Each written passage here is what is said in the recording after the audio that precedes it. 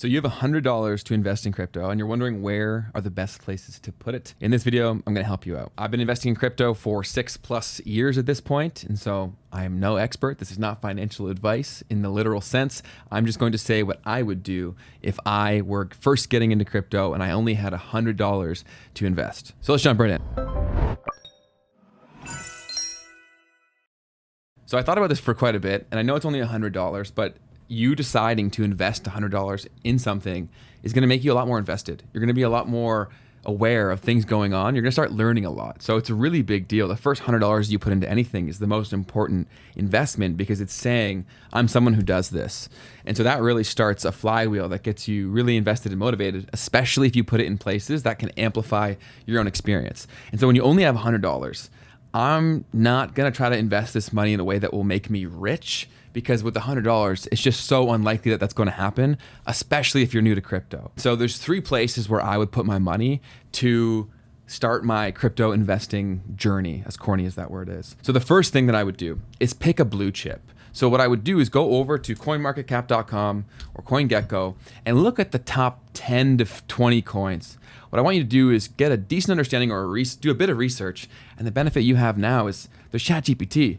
When I started investing into projects, I had to do every bit of research myself. I was reading the driest white papers, the driest reports, watching the least interesting people making content on, no hate to anyone, but like the people that were early on this shit were huge nerds and really difficult to watch. Awesome people, but that's why crypto has had more difficulty reaching the mainstream adoption, is because it hasn't been echoed by people that other people can relate to. And so your job is now way easier. You can literally pick the top 20 and go into ChatGPT and ask for a breakdown of each and what it means in a real world application. And you're going to know more than 99% of the people out there in general. So then once you do that, I would pick whatever one you feel the most conviction in. For me, that was Cardano. Put like 33% of your $100, so $33, into a blue chip, right? Just stake a claim, make a decision, and say, I believe in this project, and here I'm putting my money forward.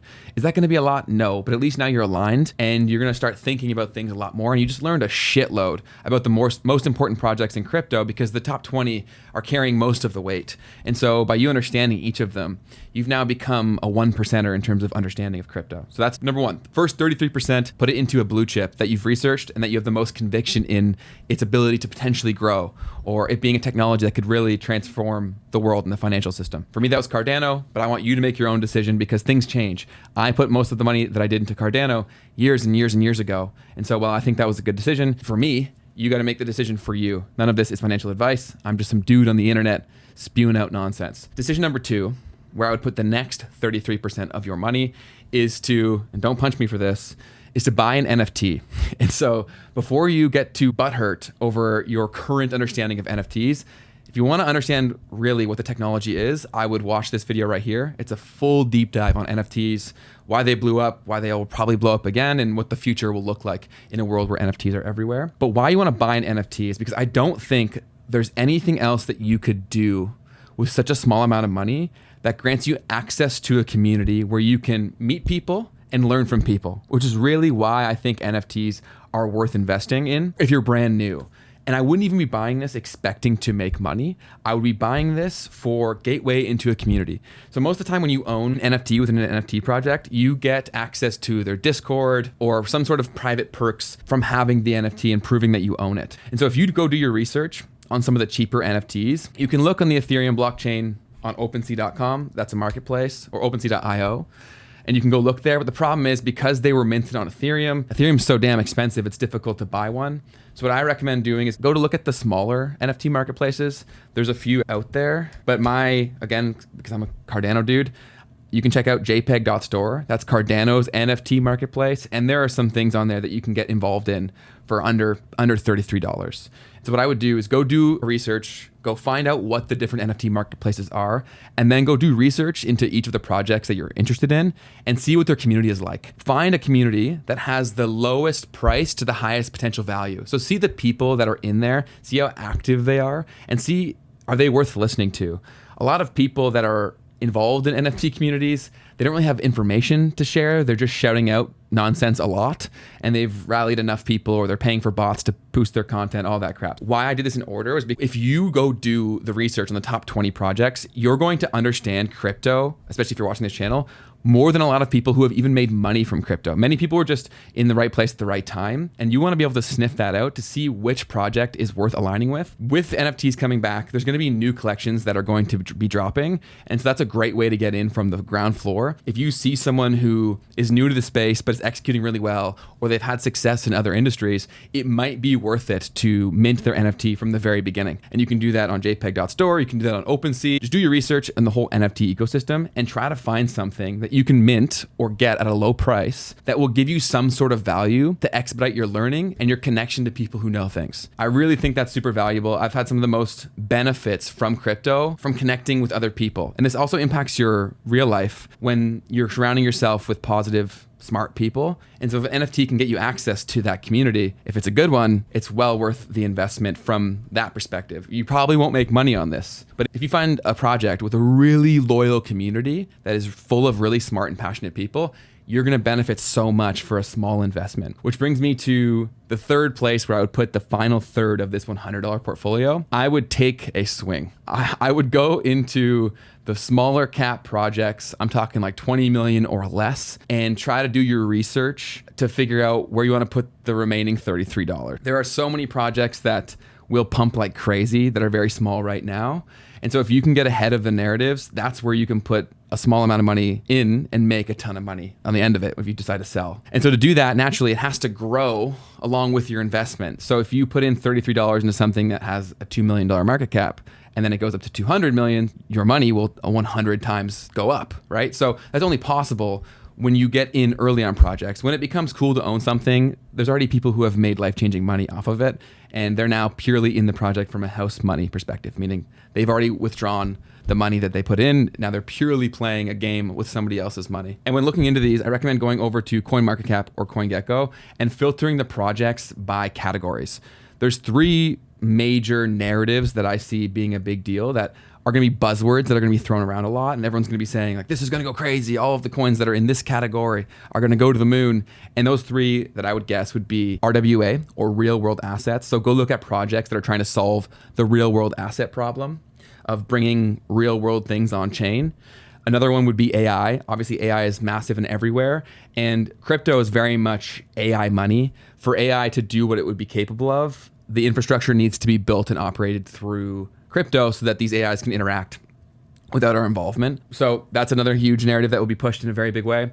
And the third one is gaming. I do think crypto gaming will come back the more that people understand what's going on and how big of a deal NFTs and blockchain technology can be for video games in particular. The ability to get people invested into a game through NFTs, or building ecosystems where people can make money through playing the game, through facilitating the in-game ecosystem and the economy, is crazy. And I honestly think that's why GTA 6 has been taking so long to launch.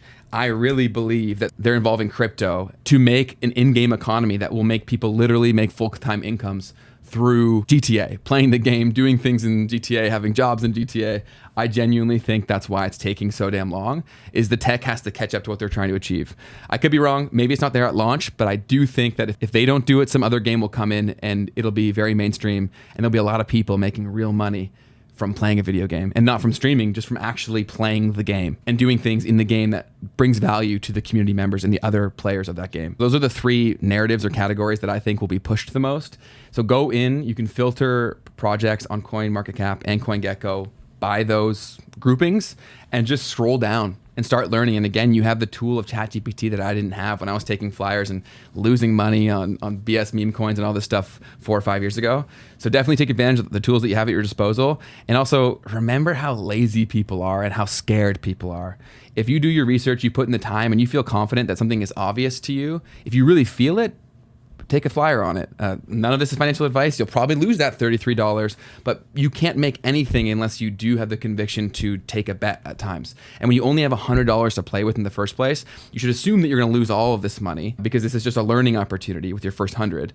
But why I broke it up the way that I did is because we want to maximize for learning so that you can become someone who can make more money in the real world or with crypto and also have fun while you're doing it. You're going to learn a lot more if you enjoy what you're doing and you're not overwhelmed by everything. So this was built strategically to make you learn, be associated with something that's probably going to go up, which is the first choice of picking a blue chip, learn a lot and get connection, which is, I think, one of the biggest slept on things within crypto is how much of a community it creates for people that get deeply involved. And that's something that's in extremely short supply in the real world. So take advantage of that and the benefits you can get from being involved with an NFT project that aligns with what you want. And then take a flyer on something. The more that you look into these smaller cap coins, you're going to learn more things and you're going to become better at picking things before they blow up. And that's one of the most undervalued skills in life, is being early on things and having the conviction to believe what you believe and actually make actions take place based off of that belief. There are so many could-be millionaires out there who knew something was going to pop, but they didn't have the balls to put their money into it, so they didn't make anything, and then everyone thinks they're full of shit. There's a reason why the saying is the fortune, or I'm about to fuck up my own saying, the fortune favors the bold. Let's see what this actually is. The quote is, fortune favors the bold. Cool. All right. So, and that's very, very true. If you don't have conviction, you don't make moves, you can't change your life. And that's true in crypto, that's true in everything. So this is where I would put my first $100. If you want different breakdowns for different amounts that you have to invest, let me know and I can make those videos. If you're interested in crypto, AI, or the other things that are coming in and changing our world, definitely consider subscribing to the channel. I'll do my best to give you all the resources to thrive in a world that no one prepared you for. Thanks so much for watching. Good luck out there. I'll see you next time. Peace.